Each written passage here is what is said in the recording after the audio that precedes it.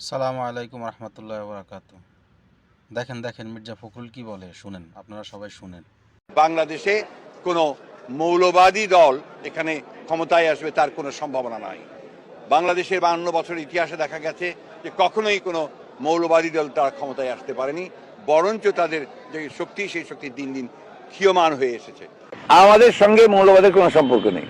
আমরা ধর্মীয় স্বাধীনতায় বিশ্বাস করি, আমরা ধর্মান্ধতায় বিশ্বাস করি না। আমরা বিশ্বাস করি যে ধর্মটা যার যার, কিন্তু উৎসব সবার এবং এই রাষ্ট্র সবার। এবং যে কথা উনি বলেছেন যে ধর্ম যার যার, উৎসব সবার। আমি আমার শৈশবে আমি এই পূজা মণ্ডপের নাটকও করেছি। আমি আমার শৈশবে আমার বন্ধু বান্ধবদের সঙ্গে নিয়ে আমি বিজয়ার আনন্দ উপভোগ করেছি। এটা আমার শৈশব কৈশোর, আমার যে চেতনা, সেই চেতনার মধ্যে আমি এটাকে লালন করি।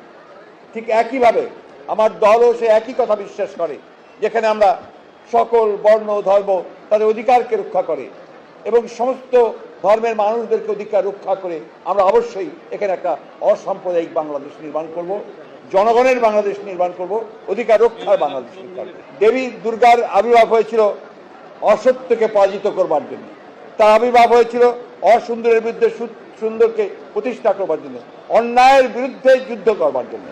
আজকে আমাদেরকে সেই একইভাবে অন্যায়ের বিরুদ্ধে যুদ্ধ করে, অসুন্দরের বিরুদ্ধে যুদ্ধ করে, অসত্যের বিরুদ্ধে যুদ্ধ করে আমাদেরকে ন্যায় প্রতিষ্ঠা করতে হবে।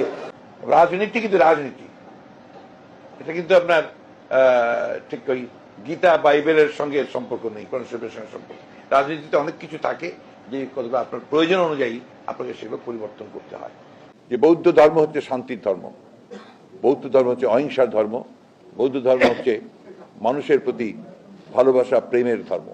আজকের দিনটি শুধু বৌদ্ধ সম্প্রদায়ের জন্য যে একটি গুরুত্বপূর্ণ দিন বা আনন্দের দিন তা নয়, আসলে সমগ্র মানব জাতির জন্যই একটা অত্যন্ত তাৎপর্যময় দিন। বাংলাদেশ জাতীয়তাবাদী দল সকল যে ধর্ম, সেই ধর্মগুলোকে ধারণ করেছে, ধর্মীয় স্বাধীনতায় বিশ্বাস করে। সেই কারণেই বাংলাদেশ জাতীয়তাবাদী দল জনশহীদ প্রেসিডেন্ট জিয়া রহমানের প্রতিষ্ঠা করেন এত জনপ্রিয়তা লাভ করেছিল।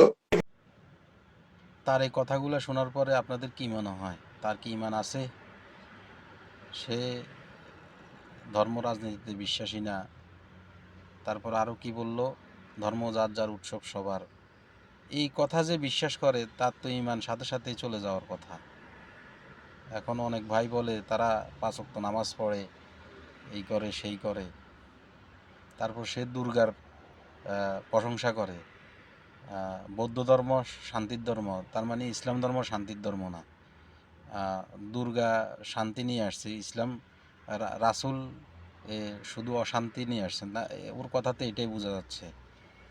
তা আপনারা কমেন্টে জানাবেন তার কি ঈমান আছে না চলে গেছে। আমার তো মনে হয় ঈমান আর নাই, কারণ সে যে কথাগুলো বলছে, কথা বলার পরে ঈমান থাকার প্রশ্নই ওঠে না। তো দোয়া করি আল্লাহর কাছে, আল্লাহ তাকে যেন তওবা করে দিনের পথে ফিরিয়ে আনে, আল্লাহ যেন তাকে হেদায়েত করে। আসসালামু আলাইকুম রহমতুল্লাহ।